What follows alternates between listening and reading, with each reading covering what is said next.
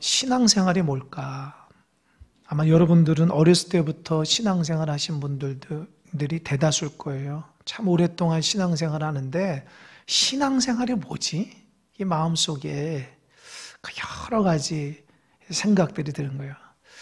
그러나 여러분, 교회 다닌다고 신앙생활이라고 전부 말할 수 없어요. 그렇다면 신앙생활이 뭔가? 성경을 보니까 세 가지를 요약할 수 있어요. 첫 번째로는 신앙생활은 예수님을 만나는 겁니다. 따라해 보세요. 예수님을 만나는 것이다. 신앙생활은 예수님 만나야 돼요. 신앙생활하면서 예수님 만나지 못하면 그건 신앙생활 아닙니다. 예수님을 만나고 예수님을 체험하는 것이 신앙생활이에요. 두 번째 뭐냐? 따라해 보세요. 예수님과 동행하는 것이다. 신앙생활은요, 예수님과 동행하는 거예요. 첫 번에 딱 교회 나와서 예수님을 영접하고 만나면 거기에서 이례적으로 끝나는 것이 아니라 날마다 주님과 동행하는 것이 신앙생활임을 믿으시기 바랍니다. 아멘. 세 번째는 뭐냐? 따라요. 예수님의 능력이 나의 능력이 되는 것이다. 이게 중요해요. 예수님을 만나고 예수님과 날마다 동행하며 예수님의 그 은혜와 능력이 나의 능력이 되는 거예요. 그 말은 예수님과 내가 하나 된다는 거예요. 할렐루야. 여러분 오늘도 주님과 하나 돼서 주님 만남으로 주님과 동행하고 주님과 하나 돼서 이 성전에서 예배하는 줄 믿으시기 바랍니다.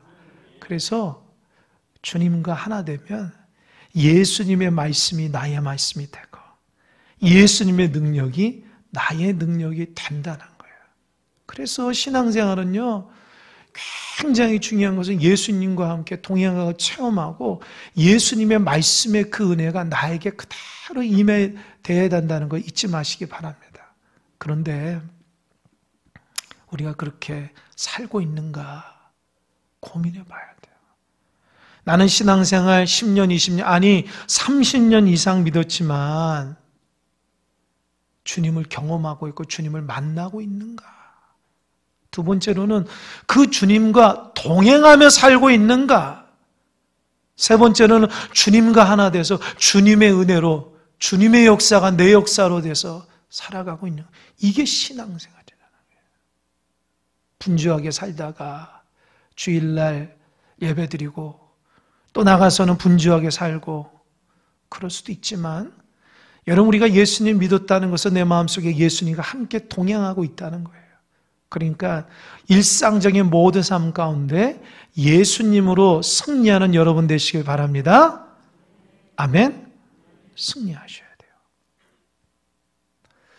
오늘 말씀은요, 제가 참 감동을 받았어요. 물론 이제 이 본문의 말씀이 제가 우리 중고등부 아이들과 함께 말씀을 나누면서 나눴던 말씀인데 제가 기도하면서 우리 어른들과 함께 이 말씀을 조금 더 확장하겠다. 그러니까 내용이 34절, 36절은 별 내용 아니에요. 그러나 이 말씀을 묵상하면 묵상할수록 제 마음이 막 뜁니다. 마음이 막 뛰어요. 왜요? 너무 설레고 너무 감격적이어서. 그게 오늘 제가 설교하면서 여러분이 전달되는지 모르겠지만 여러분 사모하는 마음으로 잘 들어보시기 바랍니다. 오늘 본문에서는요, 예수님의 이야기로 가득한 마을이 나옵니다. 그 마을 이름이 게네사렛이라는 거예요. 어디라고요? 게네사렛. 이 게네사렛은 갈릴리 호수의 북서쪽에 있는 마을인데 이 마을은 참 살기 좋고 풍요로운 곳이에요. 우리 일곡동도 참 살기 좋고 풍요롭잖아요. 그러니까 제가 누구한테 들어보니까 이 광주에서 그 가장 살기 좋은 동네 1등, 2등이 항상 일곡동이 들어간대요. 그래서 누가 저한테 얘기해서 아 그러냐고 제가 몰랐다고 나 이렇게 좋은 데 사는지 몰랐다고 어느 목사님이 시찰에 가니까 그런 얘기 해주시더라고요. 여러분 그 게네사렛 동네도 참 살기 좋고 풍요롭고 아름다운 곳이에요. 그런데 그곳이 예수님 들어오기 전까지는 엉망진창이었어요. 여러분 아무리 풍요로우면 뭐예요? 아무리 아름다우면 뭐예요? 문제가 많으면 아무 소용없잖아요. 게네사렛에 살고 있는 동네는요, 병자들도 많고요, 정신적으로 힘들고 어려운 사람도 많고요, 가정에 문제가 있는 사람이 너무 많았다는 것이에요. 그러다 보니까 그 동네 가운데 참 힘들고 어려운 한숨 지어지는 동네였다는 거예요. 겉으로는 너무 아름답고, 겉으로는 참 아름답고 좋은 곳인데, 그곳을 딱 들어가 보니까 문제가 너무 많이 있다는 거예요. 그런데 예수님이 그 게네사렛 동네에 딱 들어가자마자 문제가 해결되기 시작하는 거예요. 할렐루야. 여러분, 예수님이 우리 가정 가운데, 우리 공동체 가운데 임해 주셔야지 문제가 해결되는 믿으시기 바랍니다. 우리가 해결할 수 없어요. 우리 주님이 해결해 주셔야 돼요. 예수님이 딱 게네사렛 동네의 제자들과 한 무리의 무리들과 함께 딱 도착하자마자 사람들이 예수님 오셨다고 하면서 성경에 보니까 두루 다니면서 집집마다 다니면서 문제 있는 사람들 다 나오십시오. 주님 오셨습니다. 그렇게 통지하고 다녔다는 거예요. 통지한다. 이게 무슨 말이에요? 알린다는 거예요. 알린다는 거예요. 한 집도 빠짐없이 다니면서 알린. 이게 뭐 동네의 통장이나 반장이 나라에서 뭐 이렇게 해가지고 호구조사하고 뭐 하기 위해서 하는 것이 아니라 예수님이 들어오셨다고 하는 그 감격적인 것 때문에 자기 혼자만 그 은혜와 그 놀라운 축복을 받기 원하는 것이 아니라 모든 사람들이 다 예수님께 나와서 예수님의 은혜와 사랑 가운데 문제 해결 달라고 집집마다 두드리면서 나오십시오. 주님 오셨습니다. 라고 다닌다는 거예요. 이게 얼마나 감격적이에요. 자, 그리고 그 소식을 들은 가정의 병자들, 인생에 문제 있는 자들, 고통스러운 사람들이 다 예수님께 나왔어요. 오늘 본문에, 다른 본문의 복음서에 보면 어떻게 표현되어 있냐면 침상째 예수님께 나왔다는 거예요.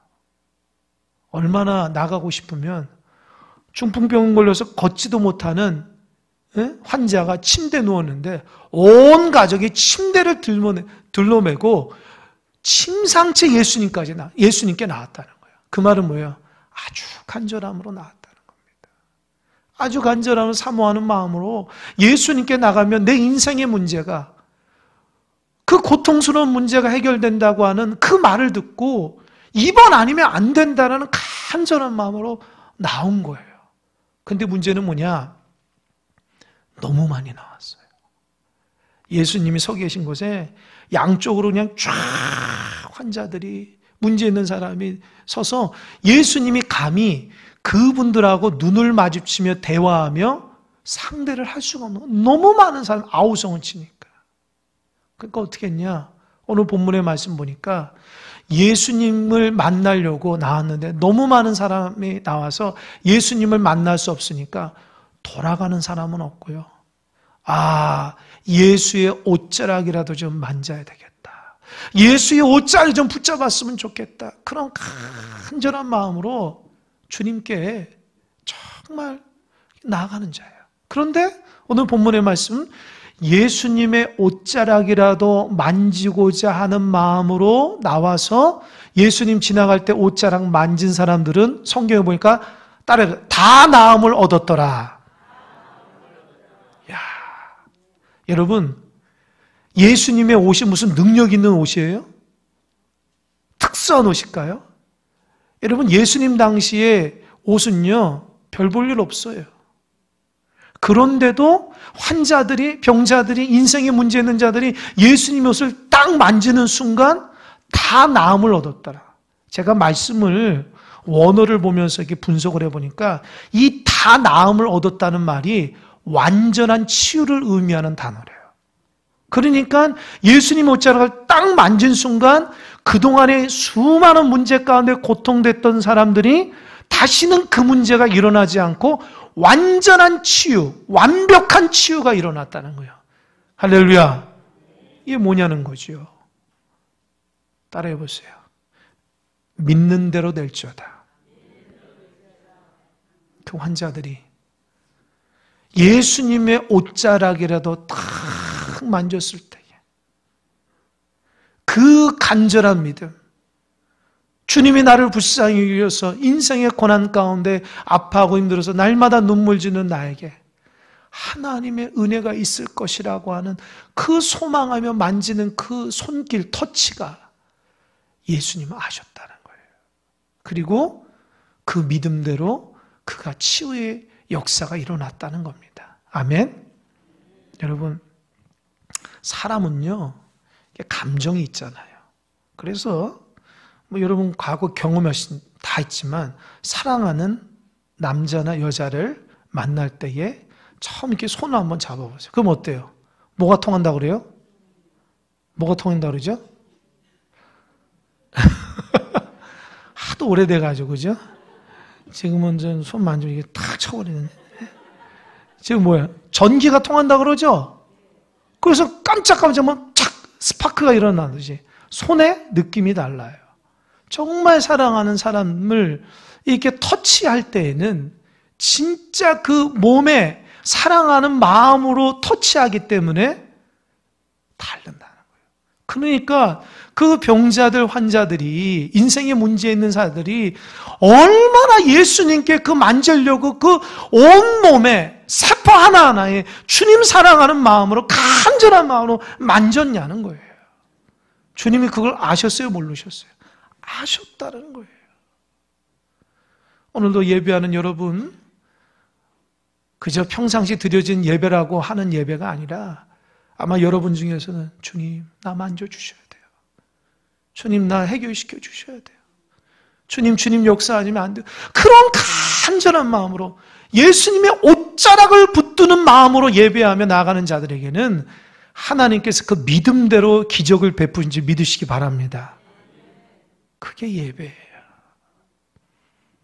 아무런 기대감도 없고 습관적인, 하나님 그거 좋지 않게 생각해요. 정말 마음을 다해서 주님의 옷자락을 만지는 심정으로, 하나님 아니면 안 됩니다. 그런 마음으로. 제가 이 말씀을 여러 번 읽으면서 기도하면서 묵상하는데 제 눈에 탁 들어오는 문구가 뭐냐면 34절이에요. 34절 다음 한번 읽어봅시다. 34절 시작.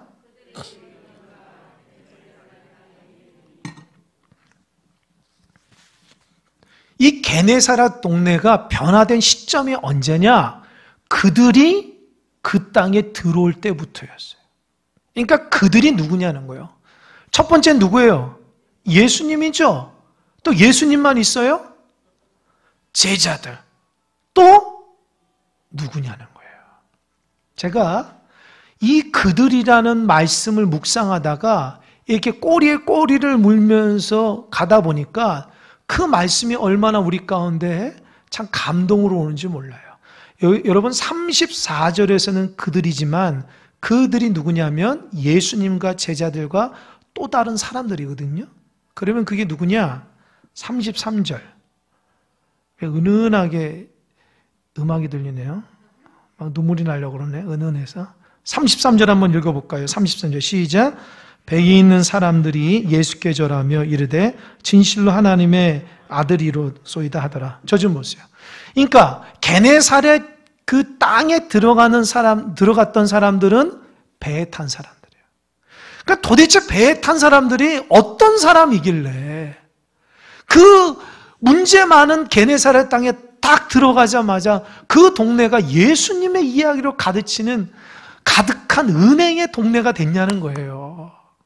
도대체 제가 그 말씀 묵상하다가 깨달음을 와서 여러분과 함께 말씀을 나눈 거예요. 여러분 배에 탄 사람들은요 예수님이 있었죠. 제자들만 있지 않았어요. 또 다른 사람들도 있었다는 거예요. 그런데 그 배에 탄 사람들이 무슨 일을 경험했냐는 거예요. 그리고 게네사렛 들어가서 무슨 얘기를 했길래 게네사렛 사람들은 저렇게 발칵 뒤집혀가지고 예수님께 다 나왔냐는 거예요. 이 이야기의 출발점은 13절부터 들어가요. 13절. 오병이어 사건서부터 들어갑니다. 예수님이 이 땅에 오셔서 수많은 곳에서 수많은 말씀을 하셨는데 특별히 광야에서 아무것도 없는 광야에서 말씀을 전하실 때도 수많은 사람들이 온 거예요.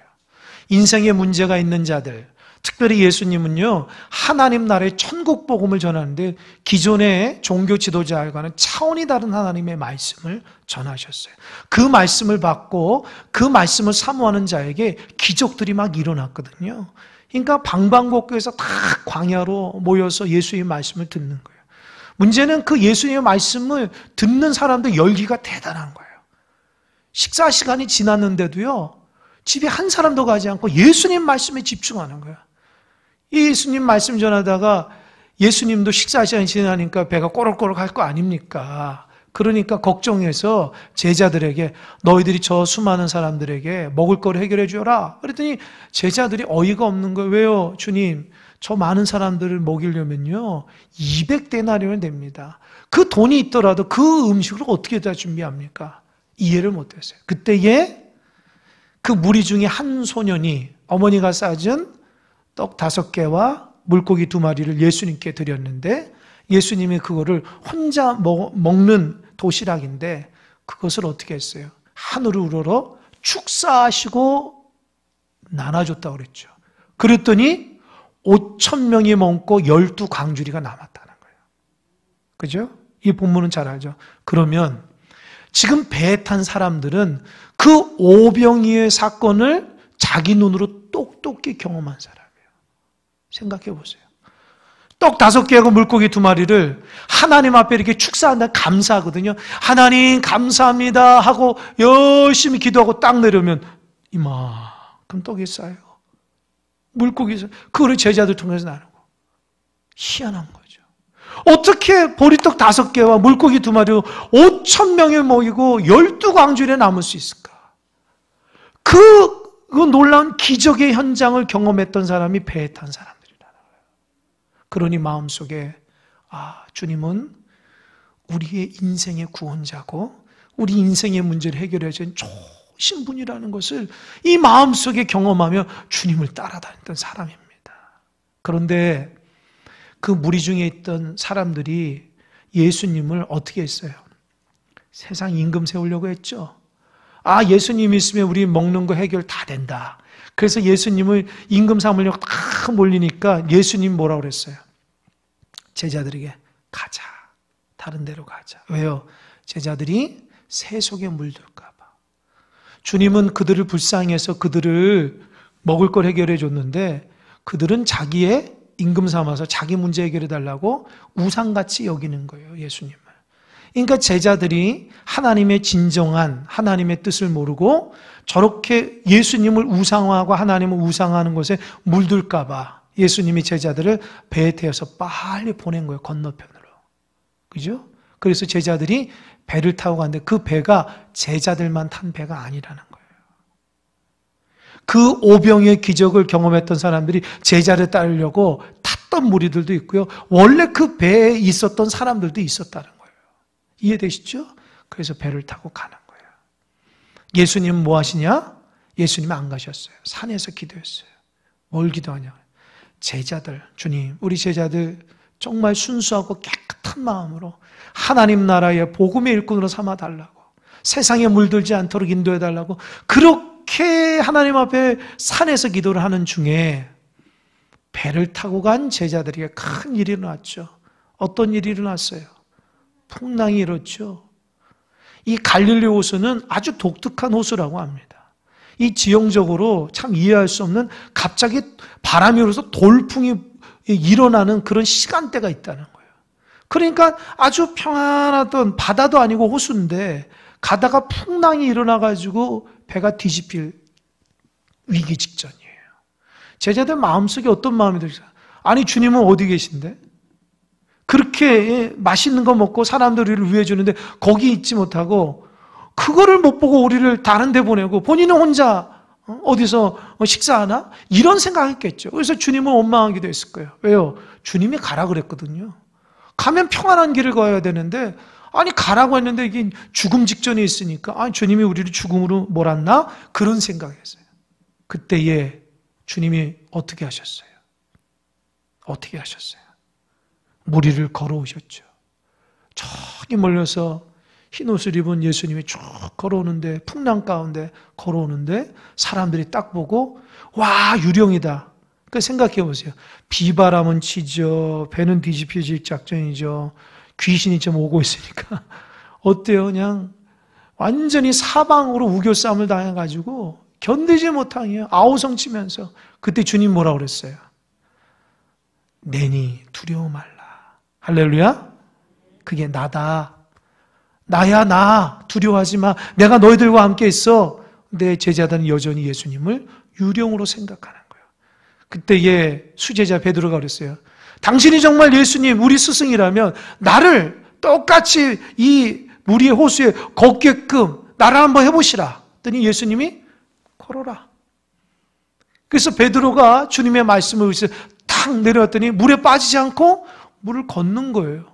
처음에는 예수님을 쫙 바라보면서 그 예수님 의지하는 마음으로 예수님 이렇게 잡으려고 가다가 갑자기 엄청난 풍랑이 옆에 오는 걸 보고 그 순간 옆에 싹 보니까 어떻게 해요? 너무 두려움이 확 온 거예요. 그래서 어떻게 했어요? 빠졌잖아요. 그때 예수님이 베드로를 딱 건져 이르면서 믿음이 적은 자야. 왜 의심하느냐? 그 물에 빠져 죽어가는 베드로를 건진 것을 배에 있는 사람들이 다 봤다는 거예요. 베드로가 그 배에서 뛰어내려서 물 위를 걷는 것을 배에 있는 사람이 다 봤다는 거예요. 그리고 예수님이 베드로를 건지셔서 그 배 위에 올라가셨을 때에 주님의 한마디로 풍랑이 잠잠해졌습니다. 이것을 목격한 배에 있는 사람들이 뭐라 얘기하냐? 33절 한번 읽어볼게요.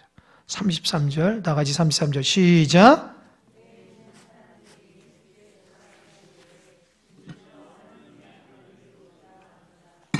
뭐라 그랬어요? 예수님께 절하면서 진실로 당신 하나님의 사람입니다. 할렐루야. 배에 있는 사람들이 예수님의 실체를 경험한 거예요. 예수님이 보리떡 5개와 물고기 2마리로 5,000명을 먹이실 뿐만 아니라 물 위를 걸어가시고 베드로를 물 위를 걷게 하시고 물에 빠진 베드로를 건지시고 그 풍랑을 잠잠케 하시는 분을 예수님이라고 알고 그들의 마음속에 이것이 구약에서 말씀하고 있는 메시아, 진정한 하나님의 아들 구원자이구나. 할렐루야. 그래서 그 배에 탄 사람들은 게네사렛 갈 때까지 예수님 곁에서 무슨 말씀을 들어요? 천국 복음의 말씀을 들어요. 제자들도요. 예수님 곁에서 주님 붙들어 달라고, 용서해 달라고. 베드로는요, 그냥 물에 빠져가지고 어땠습니까? 완전히, 물에 빠져가지고 보기 안 좋지만, 그래도 주님 앞에 무릎 꿇고 주의 말씀 한마디 한마디를 들었다는 거예요. 왜요? 예수님을 만났고, 예수님을 경험했고, 그 예수님 놀라운 은혜를 체험했기에 예수님이 어떤 분이냐는 알았다는 거예요. 그 사람들이 지금 어디 갔어요? 게네사렛. 도착하자마자 지금 본문에는 얘기하지 않겠지만 그들이 배에서 내리자마자 무슨 얘기를 했겠냐는 거예요. 그 사람들이 내리자마자 사람들에게 무슨 얘기를 했길래 사람들이 어떻게 예수님이 왔다는 것을 동네 방방 다니면서 집집마다 빨리 나오라고 그런 얘기를 할 수 있냐는 거예요. 제가 말씀 묵상하면서 막 설레는 거예요. 예수님을 진정으로 경험하고 예수님의 기적과 이적을 경험하고 예수님을 통해서 생명을 구원받은 배에 있는 사람들이 게네사렛 땅에 탁 내리자마자 사람들 만날 때 광야에서 주님이 보리떡 5개 물고기 2개 5,000명을 먹이셨어. 12광지를 남겼어. 그거 내 눈으로 똑바로 봤어. 빨리 주님께 가봐. 해결해 줄 거야. 어떤 사람들은 풍랑 만나서 우리 뒤집어서 죽을 뻔했는데 예수님이 물 위로 걸어오셨어. 베드로를 물 위를 걸어가게 하셨어. 빠져 죽어가고 허우적거리는 베드로를 물에서 건지셨어. 그리고 말씀 한마디로 풍랑을 잠잠케 해서 우리 주님이 그런 분이야. 너 인생에 문제 있지? 빨리 예수님께 가. 그 말을 듣고요, 이게 마지막 기회라고 생각해서 집집마다 다니면서 두드리면서 빨리 나오십시오. 여러분 인생의 문제를 해결해 주신 주님이 오셨습니다. 빨리 나오십시오. 그 말을 듣고 침상체. 그 침상을 둘러매고 나온 그 사람의 마음을 아십니까? 게네사렛 동네는 예수님의 이야기로 가득한 동네가 됐어요. 교회가 뭘까요? 교회는 사람의 이야기로 가득한 것이 아니라 하나님의 이야기, 예수님의 이야기로 가득한 곳이 되어야 됩니다. 먼저 믿은 자들이 예수님을 통해서 오병이어 기적을 경험할 수 있어야 돼요. 무리를 걸어오신 그 주님을 경험하셔야 돼요. 말씀 한마디로 풍랑을 잠잠케 하시는 것을 우리 눈으로 우리가 경험함으로 주님이 구원자 되고 주님이 인생의 모든 문제를 해결해 주신 분이라는 걸 확실히 믿는 자들이, 먼저 믿는 자들이 돼야 됩니다. 아멘? 그런 사람들이 먼저 믿은 중직자들이에요. 여러분들이 먼저 예수님에 대한 나팔을 불어야 돼요. 예수님, 나 인생의 문제를 해결하신 분이야. 문제 있는 사람 다 나오세요. 먹지 못한 사람 다 나오세요. 고통받는 다 나오세요. 우리 주님이 해결해 주실 거예요. 왜요? 나를 해결해 주셨고 내가 그걸 받습니다. 아멘. 교회가 사람이 많고 적음의 문제가 아닙니다. 교회는요, 예수님이 주인 돼야 되고요, 예수님이 모든 성도들과 만남을 통해서 은혜 받고 체험될 때에 예수님을 잘 믿을 수 있습니다. 죄송하지만 예수님을 아직까지도 제대로 못 만난 사람들은 예수님의 말을 할 수가 없는 거예요. 큰사랑교회 몇 명 안 된대, 큰사랑교회 크지도 않는데 혹시 그렇게 부끄러움을 갖고 있는 분 계십니까? 그 잘못된 신앙이에요. 교회 안에 예수님이 주인 되면 우리가 예수님 보고 신앙생활을 하는 거예요. 우리가 먼저 예수님을 통해서 내 인생의 문제 해결받아야 되는데 어찌 20년, 30년, 40년 믿어도 오늘 본문에 있는 것처럼 배에 탄 사람들, 오병이어 기적하거나 인생의 문제를 한 번도 경험하지 못함으로 그 말에 힘과 능력이 없으면 어찌 하나님의 사람이라 말할 수 있겠습니까? 여러분이 먼저 예수님 만나야 돼요. 먼저 예수님 따라다니다가 오병이어 기적을 경험하셔야 되고요, 풍랑을 만난 그 배에서 뒤뚱거리고 물에 빠질 때에 주님 외쳤을 때 주님 오셔서 풍랑 가운데 역사하셨던 우리를 주님께서 건지시고 어루만지시고 풍랑을 잠잠케 하는 경험할 수 있어야 돼요. 그래야지 변치 않는 믿음과 신실한 마음으로 그 진정성을 가지고 사람들에게 주님 살아계셔, 큰사랑교회에 예수님 계셔, 우리 공동체 가운데 하나님이 살아 역사하셔, 나의 삶을 지키시는 분이야. 아멘? 그런 고백을 하고 있습니까, 여러분? 저는 우리 교회가 예수님의 이야기로 가득한 교회가 됐으면 좋겠어요. 저부터라도 강단에서 아니면 여러분에게 진정성 있게 하나님 말씀을 대하고 진짜 하나님 살아계시고 역사하신다니까. 그래서 그 말을 여러분이 듣고 정말 그 믿음의 길을 힘차게 걸어가는 여러분 되시길 바랍니다. 제가 강대상에서 거짓말하는 게 아니잖아요. 정말 하나님의 말씀, 내가 살아계신 그 살아계신 하나님을 만나는 그 진정성과 하나님의 은혜를 전할 때에 여러분이 아멘으로 받고 침상째 주님께 나오는 역사였길 바랍니다. 내가 먼저 배에 탄 사람이 돼야 돼요. 예수님 곁에 배에 탄 사람이 돼야 돼요. 그리고 우리 중직자들이 먼저 예수님 곁에 배에 탄 사람이어서 예수님이 행하신 것을 다 보고 감동스러워서 우리 공동체 가운데 믿음이 연약한 자에게 주님 살아계셔, 그냥 나오라 이런 말이 아니라 주님 살아계셔, 내 인생의 문제 해결하신 분이야, 나오면 해결돼. 믿지 않는 자들에게 다니면서 일일이 두들기면서 나오십시오. 인생에 문제 있는 자를 나오십시오. 주님이 여기 계십니다. 나오시면 여러분의 인생의 문제 해결됩니다. 제가 경험했어요. 그런 마음으로 복음을 전하는 거예요. 어디 나가서 예수 믿는다 부끄러워서 말 못하신 분 계시죠? 우리의 신앙을 잘 점검해 봐야 됩니다. 내가 믿는 예수님이 여러분이 생각하는 그런 분이 아니에요. 훨씬 위대하시고요, 거룩하시고 놀라우신 분이십니다.